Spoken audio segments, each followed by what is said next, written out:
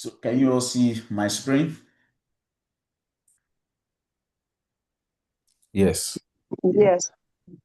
So I believe if you go through the video, you will see some of these things that we discussed in that video. Before we, go to the next slide for the today, I don't know if we have any questions from yesterday's video that, you need more light in that area so that I can quickly dissect that before I move to the next one.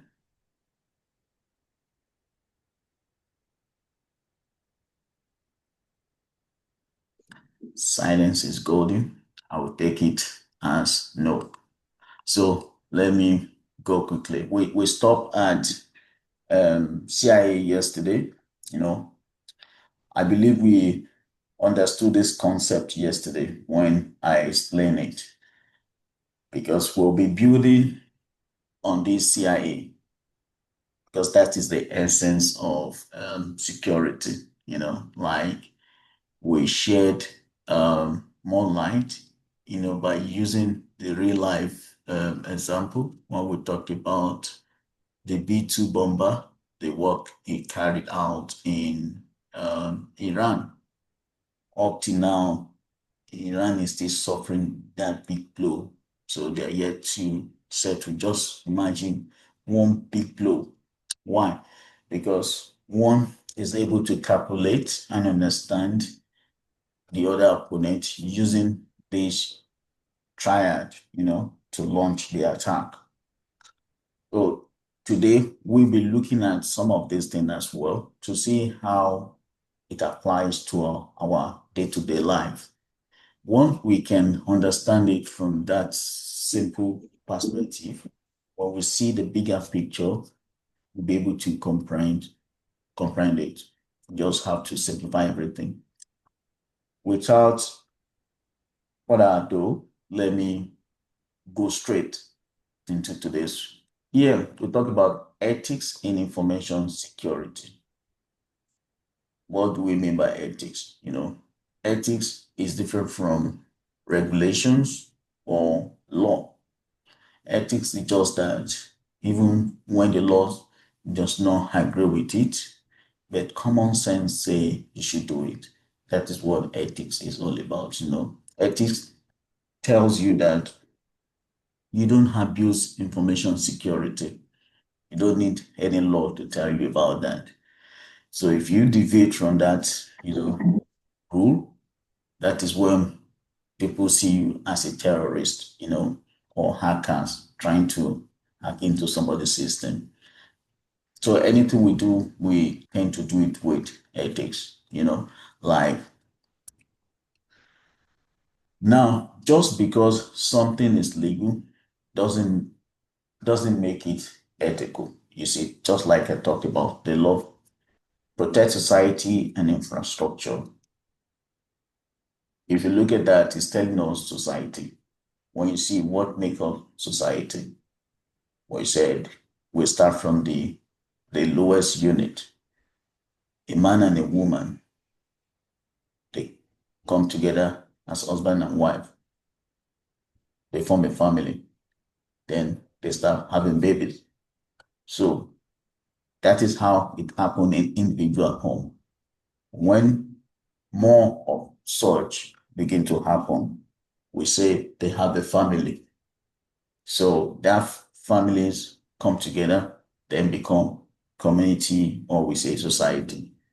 Now, just in today's world, we have electronic devices we use. We have smart TV. We have a tablet. We have game, online game. All those things come together. Those are part of the society of a thing. So when you look at your smart community, smart light, because sometimes if I'm driving, at night, one is like 11 p.m. If the street light is showing red, I'll just flash on it multiple times. It turns to green. Why? because the infrastructure is designed in a way that at that period, no traffic. It knows that for me to flash my light multiple times, it changes to green because it knows for me to do that, no vehicle is coming. So remain red means wasting my time. You understand? But if that time of low traffic is not yet available, if you do that, it will not respond. It will ask you to wait for your turn. Things like that, they're still part of, infrastructure. We need to understand how to use them, how we can use our vehicle, things we have to interact with them. I know some countries, in Europe, United Kingdom, they have that facility, on their street light in the night, maybe 11 p.m., 12 midnight. Once it's red, you just flash your light on it multiple times, it changes to green, then you pass. So those are what we call infrastructure.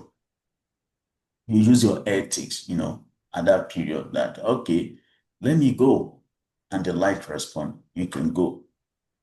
And the other thing is they act honestly and responsibly. If you apply your mind, you'll see that anytime you go to write CISS and anything ISC square exam, you will be hearing about act responsibly, which may be part of the questions, or options that you are going to check. Tolu, What? sorry for interrupting. I think somebody's in the waiting room. Oh, thank you very much. Thank you for the observation. So me, I'm just focusing on the stream. When I start the business, I just face the business. I don't look at any distraction. Thank you very much. I'll see if I can disable that so that people can just come in without me, letting them in. So, like I said, that's part of the requirement for IC score. So if you're trying to write the exam, have this thing at the back of your mind, what IC square talks about when they talk about ethics. So these are the things that you should remember, don't forget it. So keep in mind when you want to write the exam, some of these questions will come out. So now we have risk management, explained in ABC form. We're told that risk equals to likelihood multiplied by impact. That is risk. All right. So organization manage risk either by accepting it, mitigating it, transferring it, or avoid it. So what? So when we're talking about likelihood, likelihood is the probable cause that that thing may happen. Why the impact is that if that thing happen, what will be the result of that thing? Result in a negative form, like lost financial loss, operational loss, reputational loss. There are some companies that they prefer that they lose money, to them losing their reputation.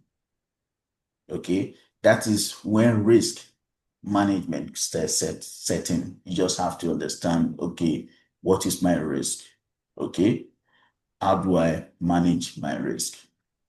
That is what we want to look at. For example, now you have a car, okay, and you think about it this way that once you get into your car,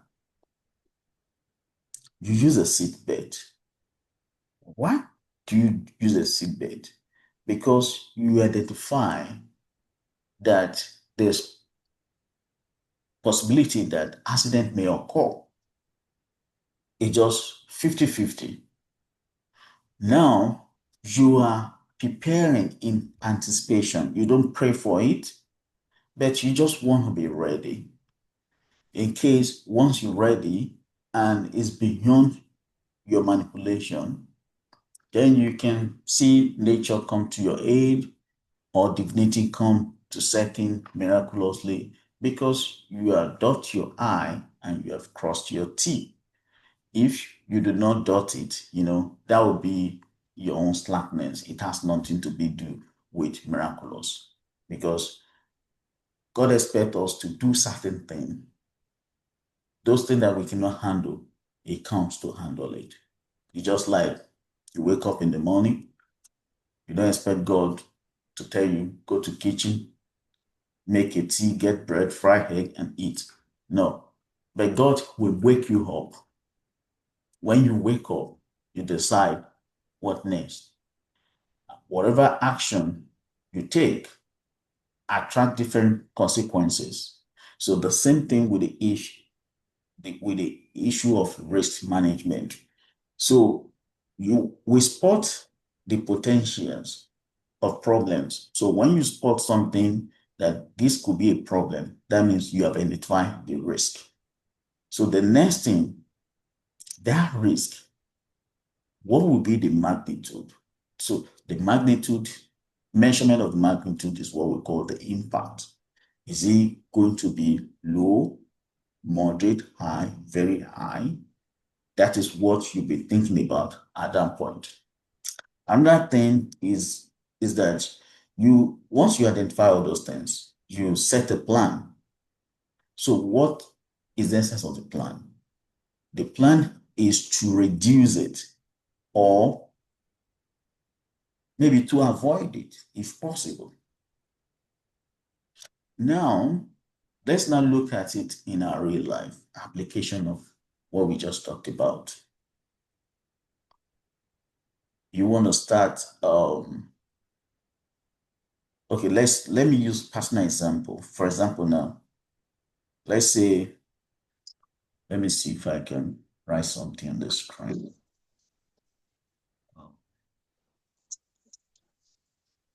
Put the screen.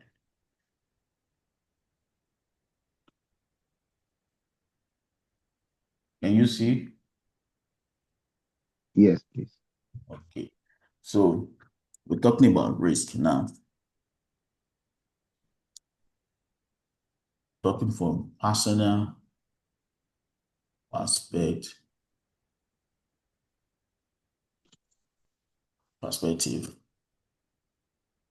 So in your car, getting to a car, that means the first thing you identify what could be the risk of you in a car. It will be an accident. So what happened there? You identify the risk identified. So what do? You try to mitigate that risk. You assess it. You look at it that, okay, if I'm in my car, if anything happen, how serious that thing will be, or how likely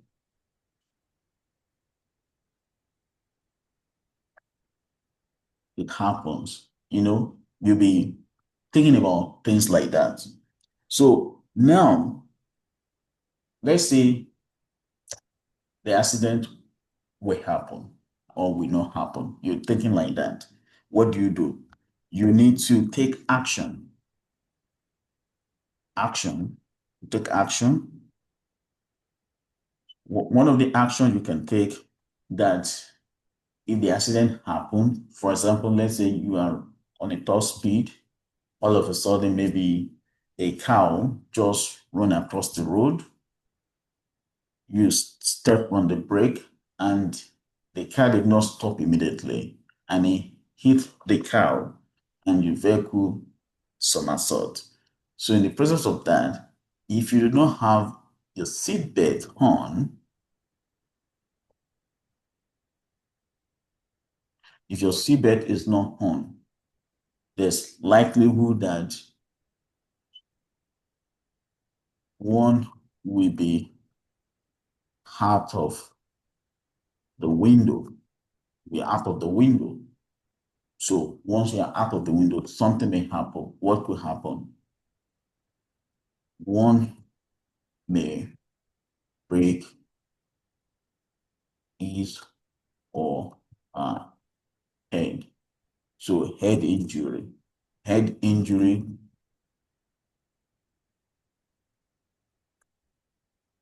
may cause so many things. You may not remember anything. The person may be mad. The person may be in coma. So many things might happen.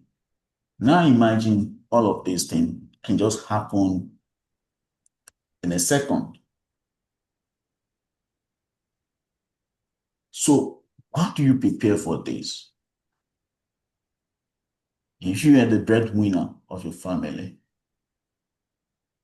and you say you love your wife, you love your children, you didn't think if anything happened to you now,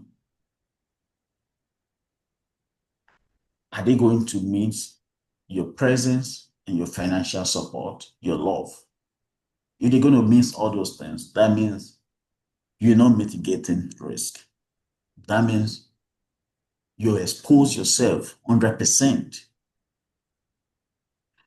So what do you do? That is when you say you buy insurance.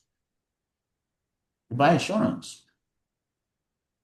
You may insure yourself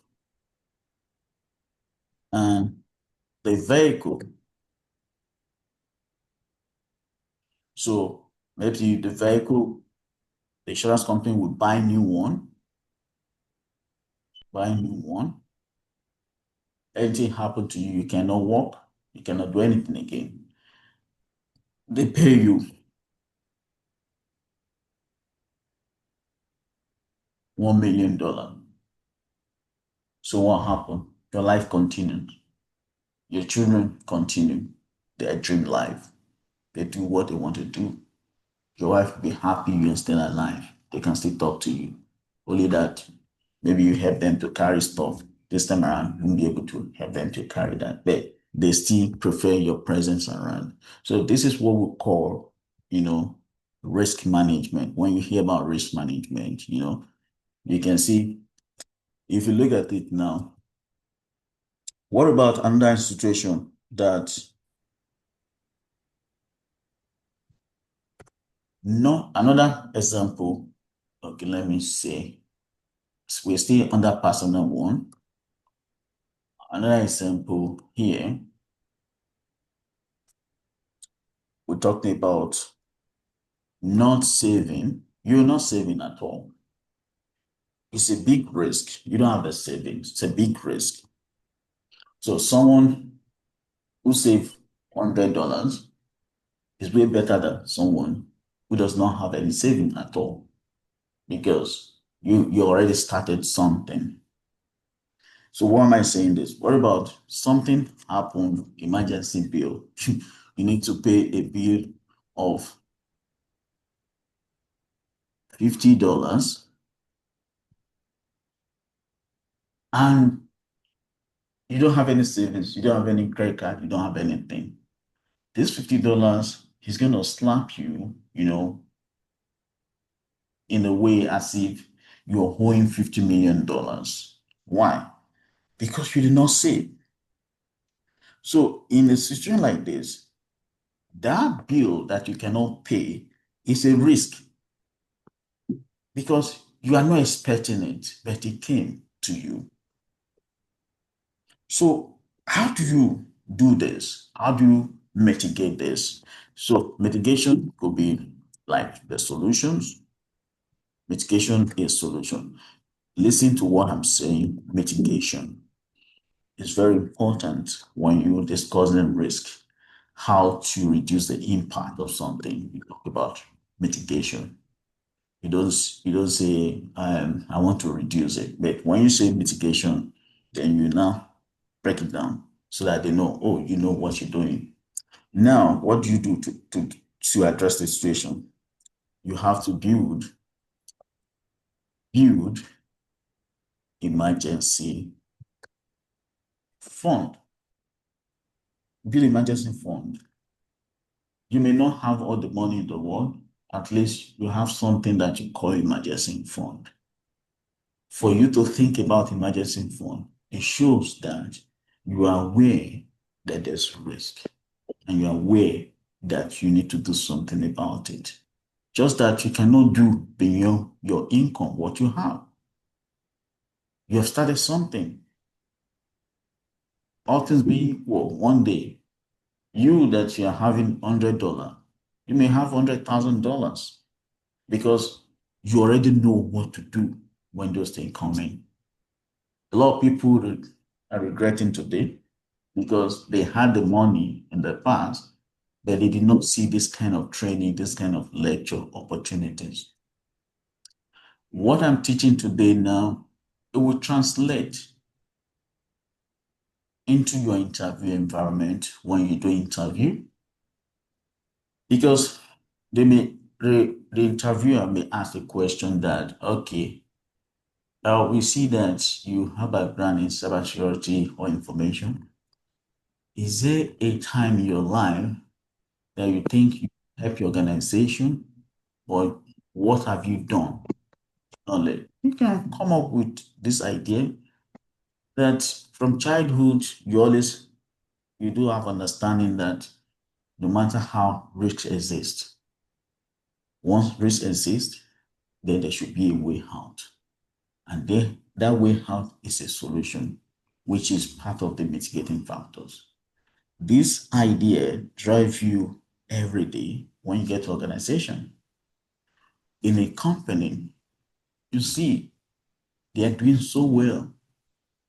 One thing that they're not doing so well about is they don't have business continuity plan. What do you mean by business continuity? Now, they have a branch. So in that branch, they have different infrastructure in that place.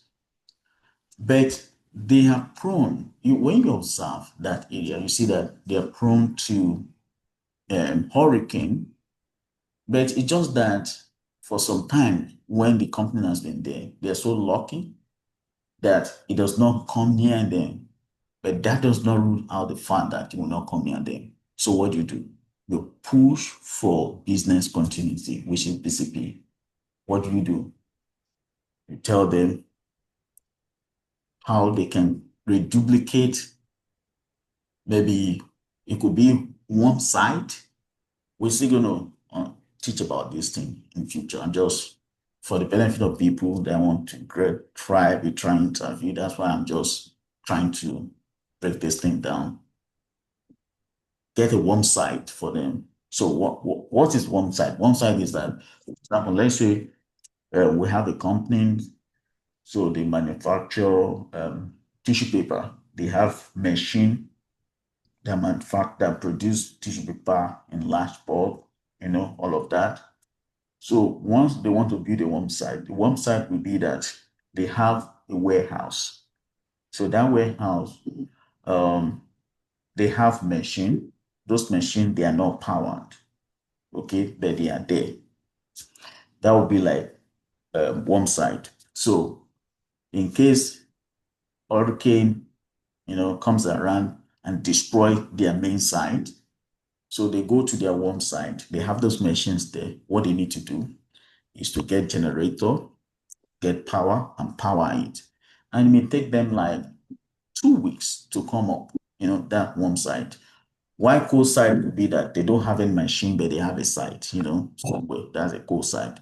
But when you say hot site simply means that the moment anything attack that main site, immediately the other site will start working within 3 hours, or a day or 24 hours, start working. So that is hot site. Hot site is same thing as a parallel site, whatever that is the main site is in the subordinate site. It's parallel to one another. It's just that it's not working because there's nothing is wrong with this one. Just look at that. So how do you come about that? Fine. This is what you do. You conduct what we call risk you do your risk analysis, you identify the risk, let's say risk management.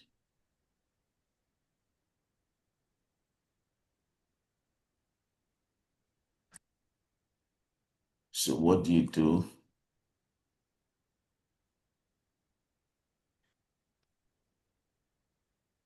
Identify a risk. Once you identify, you do assessment. Once you do that, the assessment is that you want to see if that thing can happen. You're looking at the likelihood. Possibility. Yeah. Are you talking to me? No, no, no. I was just jumping in to say the possibility of it happening. Yes, yes. So you conduct that, and the next thing you do what we call plan response, plan response. So under the plan response, I talked about these ones when I was giving you scenario, when I said in your accident, vehicle accident, that you just have to buy insurance to cover it. So it's part of the responses that we can give, which here we can say we call avoidance. What is that? Okay, let me list them out first. We have reduction, and we have transference, and let me see.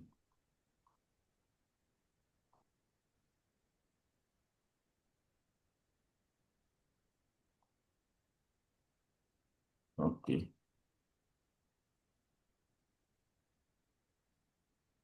So the fourth one, we have acceptance.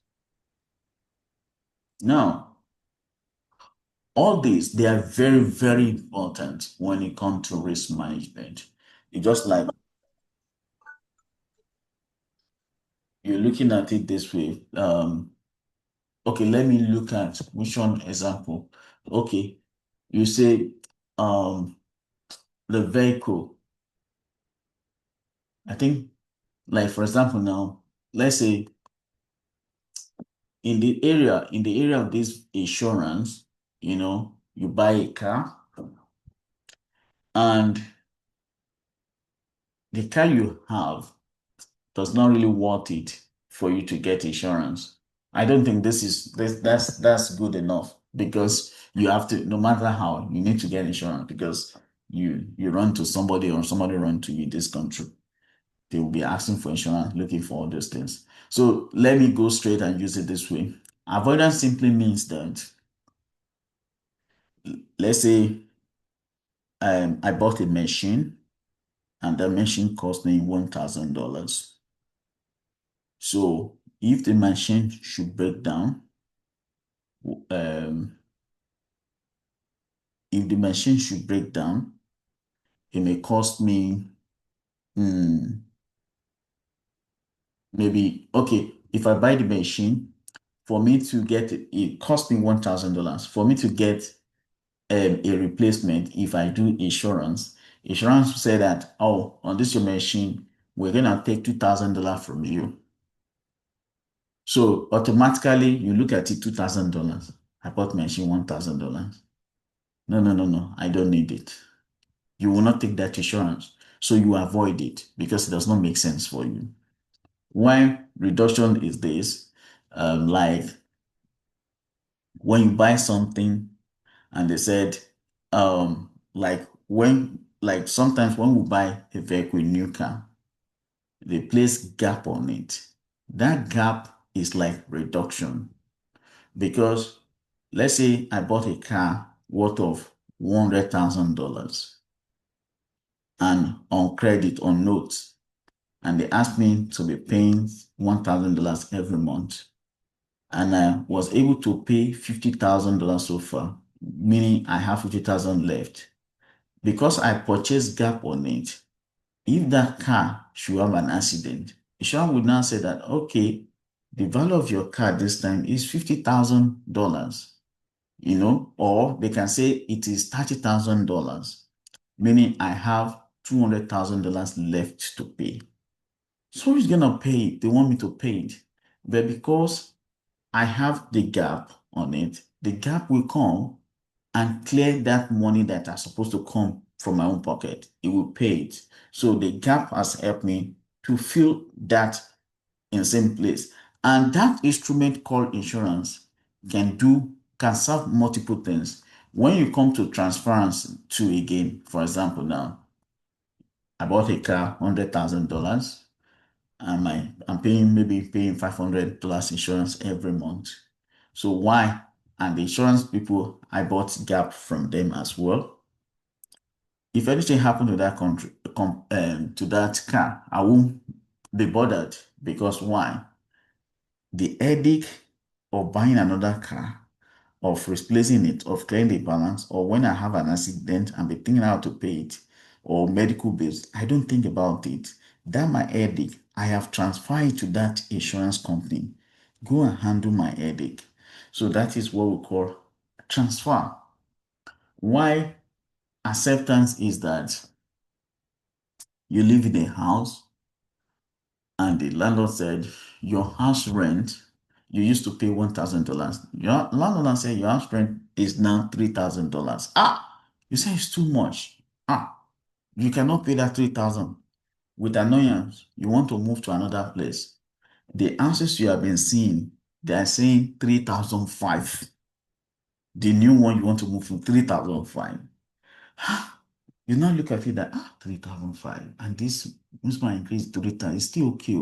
Because if I still have to carry my load from this place, I may be sick or I'm even tired. Let me accept it. So that's your response to that risk. So that is what they mean when they say plan, response.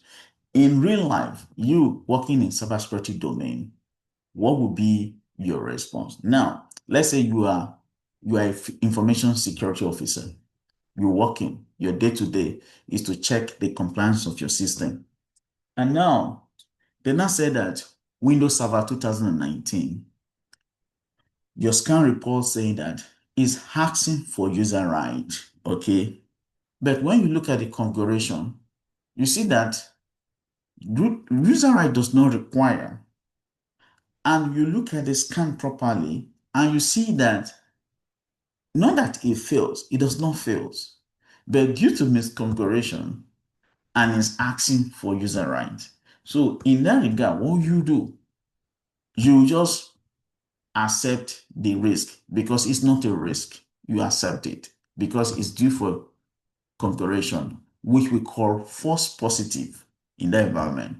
We're still going to look at what we mean by false positive, so that when you work in like an IT auditor, IT financial controller, system controller, information system, whatever field you want to apply to.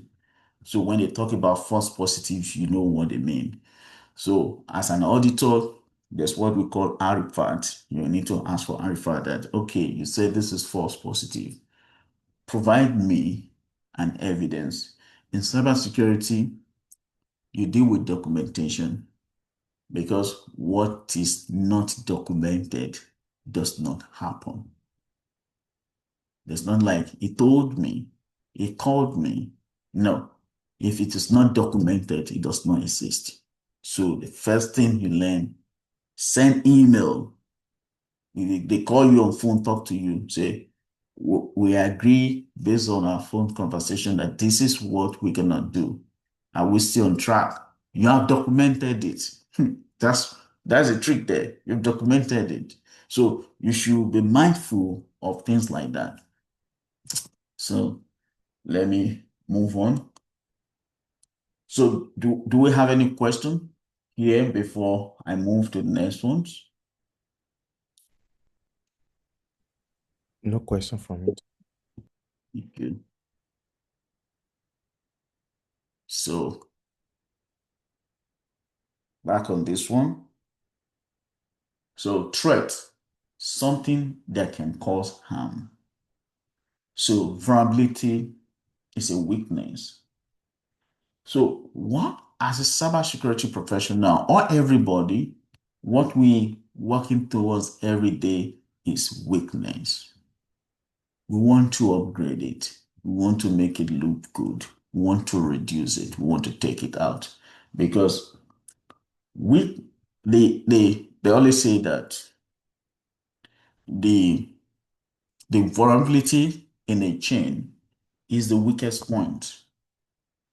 Therefore, in cybersecurity environment, a system that receives security update but does not push it is a weakness to the rest of the computer or information system in that domain or in that environment. In other words, you have to learn the skill of vulnerability management. Vulnerability management. And there are different tools for this. Sometimes you may be given permission to use these tools. Sometimes you may not be given permission, but they can only share the report with you.